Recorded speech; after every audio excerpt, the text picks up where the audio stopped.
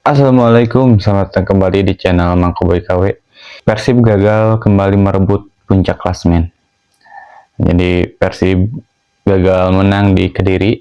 Sebetulnya sudah unggul di menit 68 kalau nggak salah, 68 67 lah. Dan lewat golnya Sadil, tapi dibalas di menit-menit akhir di menit 95. Ada gol tercipta dari Persik Kediri.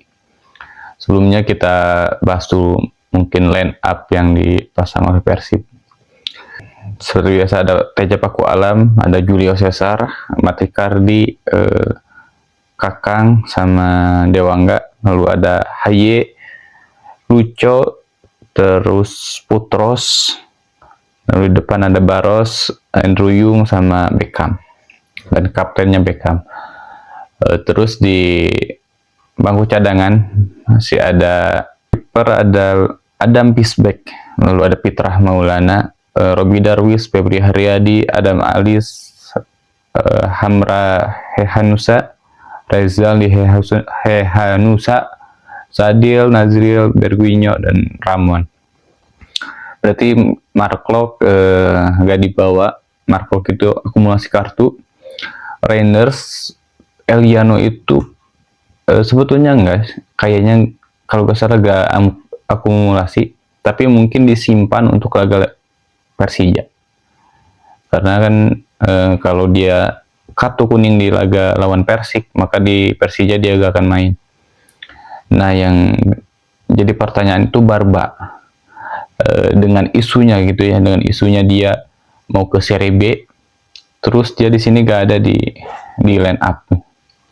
Dan jadi muncul pertanyaan kan, apakah benar dia di Serie B pindah keluar dari Persib atau cedera atau gimana gitu. Kelihatan tidak ada Barba. Seperti biasa pertahanan Persib sering kecolongan, di lini tengah pun kayak kurang klop gitu. Kalau dari segi permainan sih biasa-biasa aja ya. Persib gak terlalu bagus, tidak kelihatan enak mainnya, seperti yang terburu-buru gitu. Jadi ketika dapat bola nyerang itu buru-buru, gak seperti biasanya. Haye pun biasanya enak gitu, kalau ngolah bola itu kasih umpan enak gitu. Tadi gak kelihatan. Lagi di babak pertama ya, babak pertama cenderung peluang-peluang berbahayanya itu justru dari Persik Kediri. Kalau gak salah peluang berbahaya dari Persib cuma ada dua gitu di babak pertama itu. Yang pertama dari Luco yang berhasil ditepis, lalu ada Julio Cesar, lalu ada dari Julio Cesar dari tendangan sudut, terus di heading gitu, ditepis juga. Dan kiper Persik Kediri pun lagi on fire, Leo.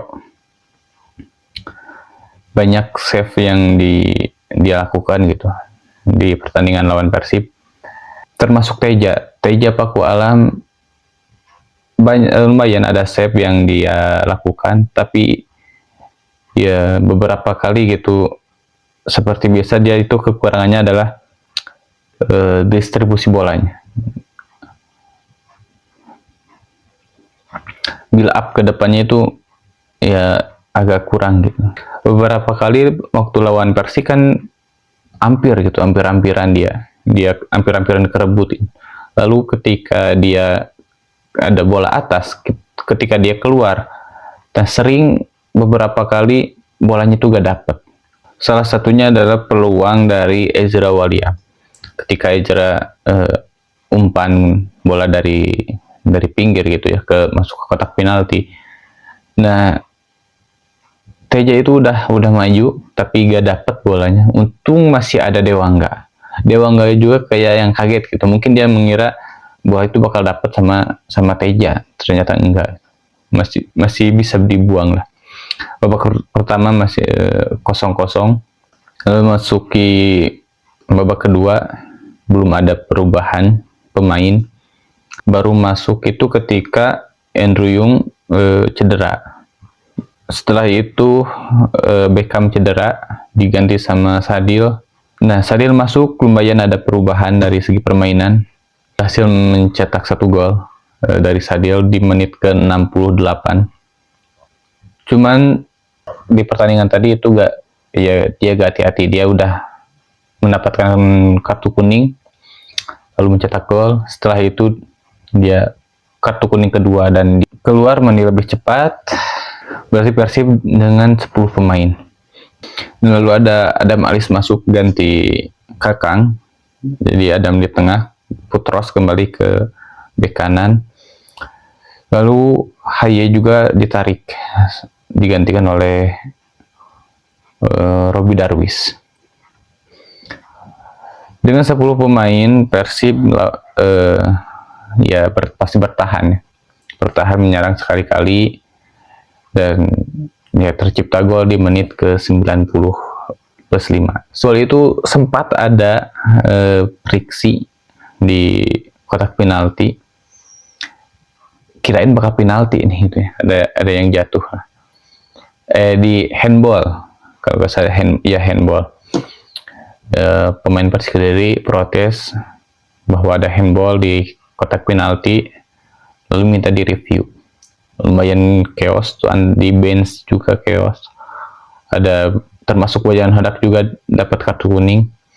Tapi ketika di review, ternyata yang di review itu possible red card. Agak bingung nih. Yang diprotes itu kan yang diminta itu handball, tapi possible red card. Ternyata sebelumnya Dewangga itu kena sikut oleh Ezra. Jadi ada pelanggaran dulu sebelum handball itu. Jadi ketika di pinggir itu pemain Persik Kediri kasih umpan ke kotak penalti, nah di pinggir itu ada terjadi pelanggaran, termasuk Ezra yang nyikut Dewangga. Akhirnya penaltinya gak jadi di review, entah itu handball atau enggak. Kalau dari replay sih kayak yang ke punggungnya, ya berakhir 1-1, satu sama. Nah, entah kenapa gitu, mungkin Bojan Hodak itu dilema. Di satu sisi dia perlu menang di pertandingan Persik Kediri karena harus merebut lagi puncak klasmen. Tapi di sisi lain dia juga harus menyimpan beberapa pemain untuk di pertandingan lawan Persija. Termasuk Ramon juga disimpan dulu. Lalu Eli yang gak dibawa itu kan jadi pertanyaan. Lalu ada Barba juga, padahal itu pemain-pemain penting. Kelihatan lah Eli gak ada, lumayan keteteran kan di lini tengah. Beberapa pertandingan kelihatan kalau Eli itu klop sama atau cocok sama Haye gitu. Tektokannya itu kelihatan. Nah, di pertandingan tadi Haye itu kayak yang gak ada teman untuk tektokan gitu. Nah, dengan hasil ini maka puncak klasmen direbut kembali oleh Borneo dengan 37 poin, lalu diikuti oleh Persija 35 poin, lalu ada Persib Bandung 35 poin, kalah selisih gol. Lalu di bawah Persib ada Malut dengan 34 poin. Nah, berarti nanti hari Senin depan kalau nggak salah tanggal 11, ya nantilah tanggal 11 lawan Persija. Persib berarti harus menang. Ya mau gak mau itu harus menang. Di samping gengsi ya posisi klasmen juga kan ngaruh gitu. Kalau kita sampai kalah dari Persija maka lebih susah lagi untuk merebut puncak klasmen. Karena empat besar ini nih ya, Borneo, Persija, Persib, Malut, ini empat-empatnya cenderung konsisten. Jadi kalau terpeleset sekali maka ya bakal sulit gitu untuk ngejarnya. Termasuk lawan Persija juga nanti bakal sulit dengan hasil sekarang gitu. Karena ya suka atau tidak suka, mau tidak mau, pertandingan lawan Persik ini pasti ngaruh ke pertandingan lawan Persija. Persija kemarin menang lawan Persijap dengan skor 2-0. Nah, kepercayaan diri Persija ini meningkat tinggi. Nah, sedangkan Persib gagal menang tentu kepercayaan diri Persib gak setinggi Persija, atau moodnya, walaupun motivasi lebih pasti ada untuk melawan Persija. Intinya kurang lah, mengurangi modal Persib untuk melawan Persija di tanggal 11 nanti. Dengan hasil sekarang gitu, Persib gagal menang melawan Persik Kediri. Biasanya gitu ya kan, Boyan Hodak kalau di babak pertama gak jalan gitu, kayaknya gak enak mainnya. Nah, memasuki babak kedua, biasanya Persib itu suka ada perubahan di Boyan Hodak ini. Ngasih perubahan. Suka enak, langsung enak gitu mainnya di babak kedua. Ini enggak. Ini dari babak pertama ke babak kedua sama. Terlebih ketika ya Sadil masuk, memang ada perubahan gitu ya. Sadil masuk memberi perubahan, menciptakan 1 gol, Persib unggul. Tapi setelah itu kan Sadil juga kartu merah. Dengan bermain dengan 10 pemain, dengan cara bermainnya seperti itu ya sulit juga, apalagi Persik Kediri ya lagi bagus juga kan mainnya. Apalagi mereka bermain di kandang. Dengan ada peluang lawan 10 pemain berada di kandang, pasti kan mereka gak mau lah kalah di kandang. Mumpung ada peluang nih, mereka langsung ngotot. Dan ya akhirnya mereka berhasil menciptakan gol untuk penyabak kedudukan. Ya, dan terakhir untuk Bobotoh ya, jangan udah seharusnya lah kita udah mulai dewasa gitu ya, jangan hujat pemain. Sadil kan pasti kena hujat lah, pasti ada yang hujat gitu, ada yang ngomong sembarangan. Kritik boleh, tapi ya jangan sampai menghujat gitu. Beda yang mengkritik dengan menghujat, itu beda. Menghina itu beda. Karena terlepas dari kartu merahnya Sadil, gol itu pun tercipta dari Sadil. Dan ya pasti Sadil ditegur oleh Boyan Hodak, pasti ditegur oleh tim kepelatihan, dan pasti itu jadi pelajaran. Ya mungkin itu saja untuk video kali ini. Jangan lupa like dan subscribe. Sampai jumpa di video selanjutnya. Wassalamualaikum warahmatullahi wabarakatuh.